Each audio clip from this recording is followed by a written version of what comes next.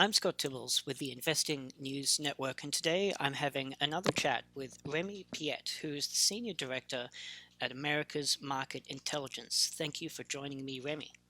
It's my pleasure, Scott, as always. And so today we're going to revisit the story that is happening in Guyana. Remi and I have spoken previously about this Caribbean country in South America. We spoke in August and then later in September.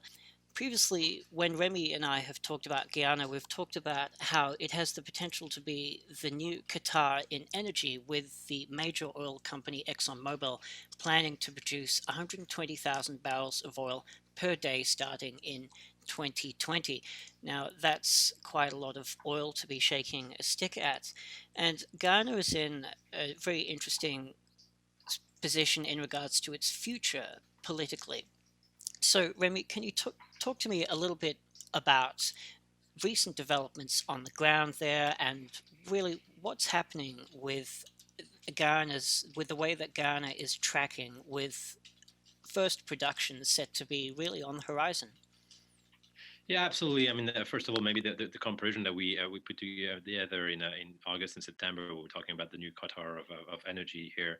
That the fact that it's actually a net relevant scenario is because Guyana is a fairly small country with only 780,000 inhabitants, so very small.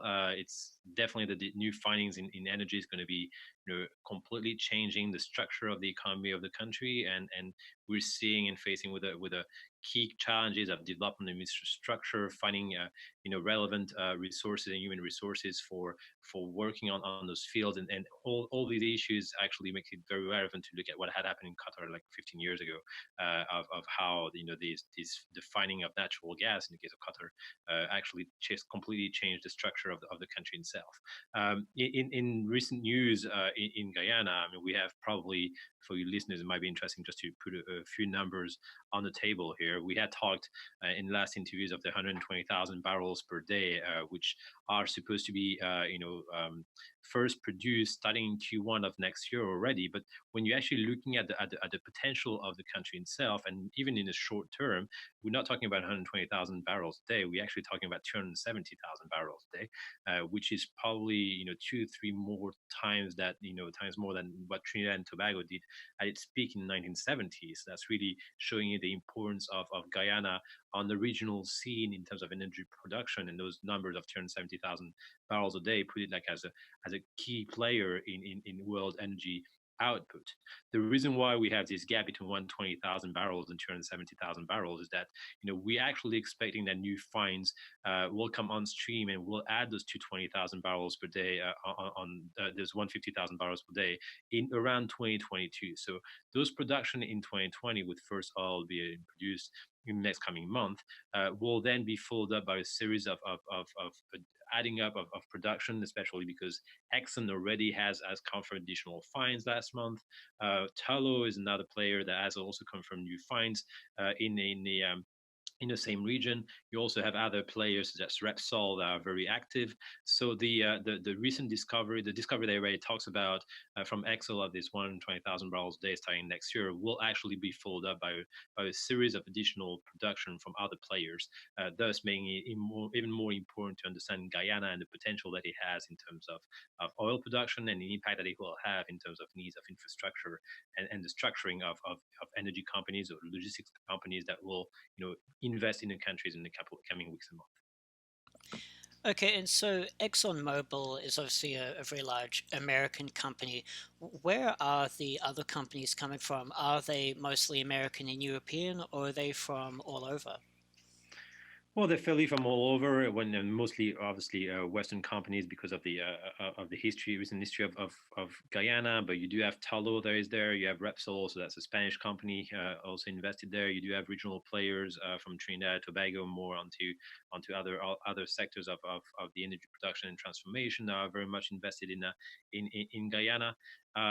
This the panel of companies involved in Guyana makes it the potential for business very interesting in the country, because you actually are going to see the investment from a series of different actors that used to be working with Tullow, with Repsol, with Exxon, and other countries, and invest in Guyana at the time. Now we have also players from Canada and a joint venture with the Chinese companies that has been present for a couple of years already in Guyana. But when you're looking at the situation of Guyana compared to let's say Suriname or Venezuela, the presence of Chinese investors or Russian investors is much lesser compared to Guyana, which is very much more open for business with American and European companies as and Australian also actors as the main partners for the exploration, production, and transformation of oil in the country, and that's very much has to do with the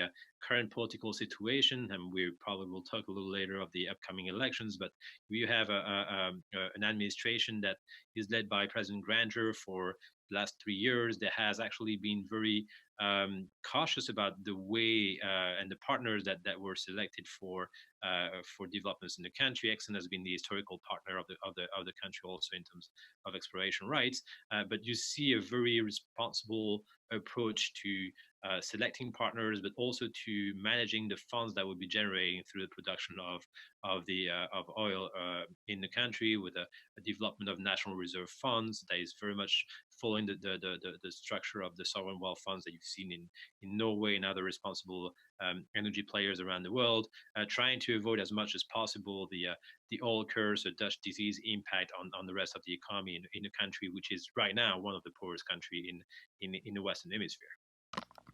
Okay, and so I'd really like to get back to those points just a bit later, but for now, I suppose this plays into the sort of the political situation there. But are there any signs that Guyana would be interested in joining a group like OPEC, or is it for the most part very close to the West? And just thinking about OPEC for a second, so if Ghana were to be producing 270 barrels per day, just in context, that would make it the third, fourth smallest oil producer in OPEC if it were a member. So that's just to give a little bit of context for how much oil it could be producing. It would be right up there with one of the major oil producing groups in the world.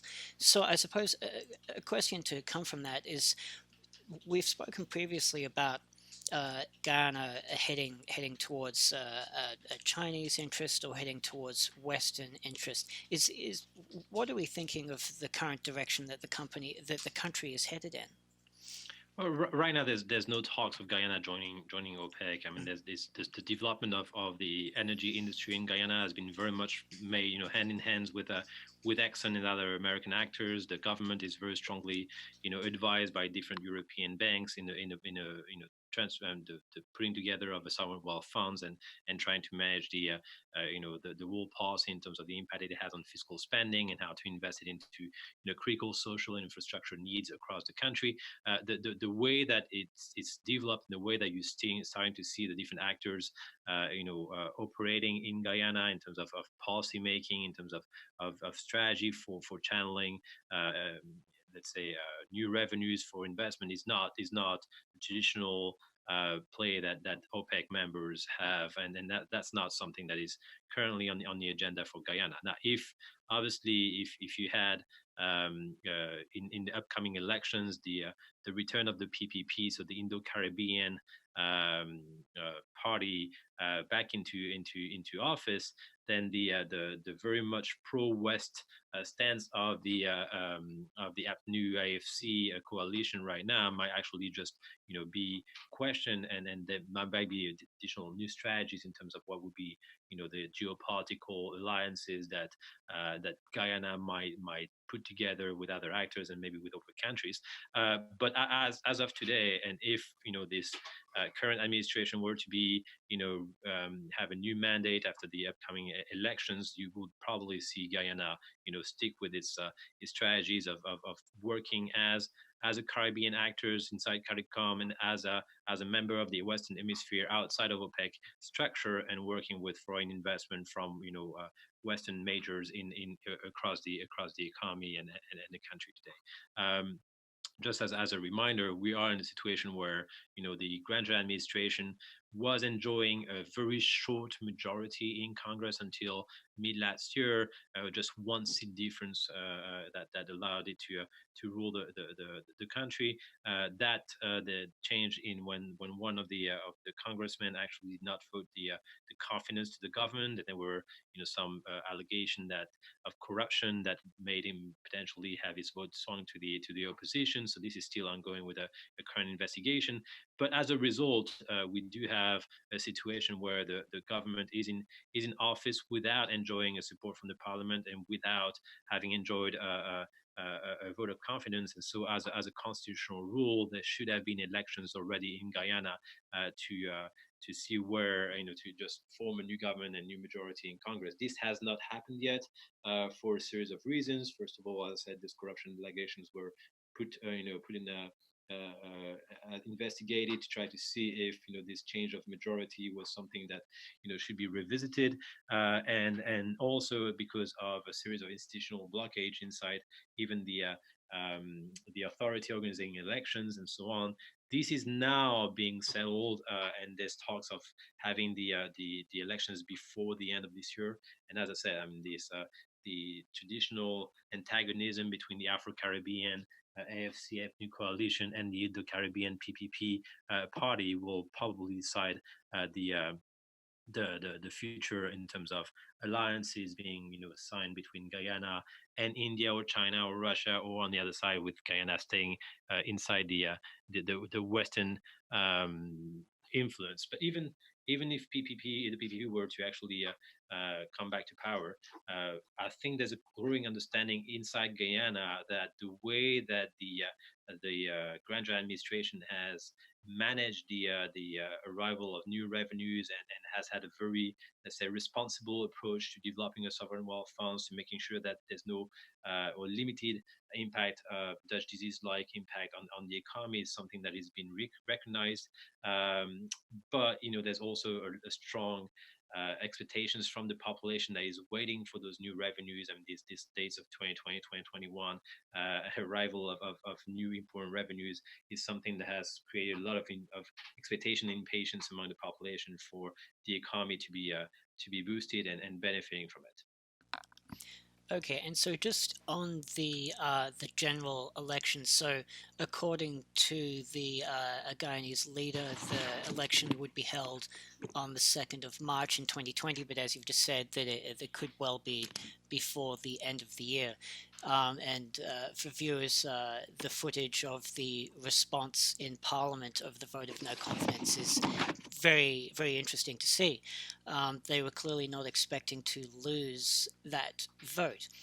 And so I suppose that we'll touch back on what you've mentioned, Dutch disease, this dependence on oil. So what sort of strategy is the government currently seeking to avoid the country being dependent on oil in a few years down the track? So when I think of countries that don't want to be in that situation, my mind immediately goes to a country like Saudi Arabia or the United Arab Emirates, which have in the past few years been scrambling to diversify their economies. But Guyana doesn't even have any oil production yet, and they're already thinking long term. What can you tell me about what they're thinking about? Well, first of all, when you're looking at the history of Guyana and the way that it has tried to design its economy and its strategies in terms of new economic policy, you have to command a series of different approaches that were taken recently. I mean, even when you're looking at and you're talking about a country which is fairly underdeveloped compared to its neighbors, was relying on already a history of natural resources, with gold mining especially as being one key sector of the economy, but also with a key interest of trying to protect the Amazonian forest and trying to protect the environment. So as a result, when you're looking back a decade ago, there was an agreement signed between Guyana and Norway from up to $50 million, if I'm not wrong, of protecting the Amazonian forest and limiting deforestation, while there might have been an interest in developing new mining projects that unsustainably, in case of the administration in power, would have been less reasonable in its approach to the economy. So you do have already a philosophy in Guyana of understanding the issues of extractive industries and sustainability, and trying to make sure that there's other sources of revenues that will not only be linked to the extractive industry. Now, that is to say, this tradition from Guyana, and this already, let's say, base case practices from the history, has been a strong ally in trying to shaping the perception from government members. The arrival of huge revenues from the oil sector obviously as creating a lot of expectations, but immediately the objective was to create, as I said, a sovereign wealth funds called National Reserve Fund, that actually, the idea would that all revenues would actually go directly into that sovereign wealth fund, which is offshore today, and there would be a fiscal transfer rule to the budget, usually around 3% of the NRF, that would therefore limit the creation of bubbles and inflation, then leading to the resource curve that we've seen in so many countries. The objective is definitely to have a fiscal balance that would be constrained to zero, but that transfer to the NRF would actually be limited to this no-oil fiscal deficit level, and therefore not leading to a creation of bubbles or crushing of the other sectors of the economy. A lot of work has actually been done already to try to limit negative externalities of the obviously inflation or costs inside the countries of with higher wages or so on to other sectors. I mean, there's the agricultural sector is one that has had a strong presence in Guyana, especially with sugar industry or other industries such as the rice industry. So all these are very well constituted, and there's been a very responsible approach from the government to try to see how to protect other sector of the economy, just so that even if the energy sector is going to be obviously a very by far the largest sector in the economy in the coming decades and later, that you still have a maintaining of other levels of diversification in the Guyanese economy. Key problems that you're going to have in Guyana in the short run even is probably the need to improve infrastructure, the need to improve the supply of skilled labor. That's something that you have a worry that you already had in Guyana with when one was looking at the development of the mining sector and being able to have skilled workers for the mining industry, and this is going to be even more important with the development of the energy sector. Guyana already has an history of attracting high level of immigration over the last 20 years, but this is still mostly from unskilled labor. And so there's going to be a key challenge of making sure that there are training programs put in place, that there are, and we're talking about training programs even from basic level of accounting to specialized workforce into engineering. There's a very strong challenge and strategy that needs to be put in place, and maybe with much more capacity to implement best case practices internationally, to incentivize people for training themselves, and also having the large Guyanese diaspora, which is very much present in New York, in Toronto specifically, and London also, to come back to the country and contribute to the development of the local economy and the local knowledge basis and capital and work and intellectual capital, so that you actually have a strongly maintained and long-term benefits for the country through the energy sector. Okay, and so I think that we will leave our chat there, just touching on the challenges that Guyana faces going forward. Thank you so much for taking the time to have a chat with me, Remi. That's great. That was a pleasure. And that was Remi Piet, Senior Director at America's Market Intelligence. I'm Scott Tibbles with the Investing News Network. You can find us at investingnews.com, and feel free to follow us at Facebook, Twitter, and LinkedIn. Thanks for listening.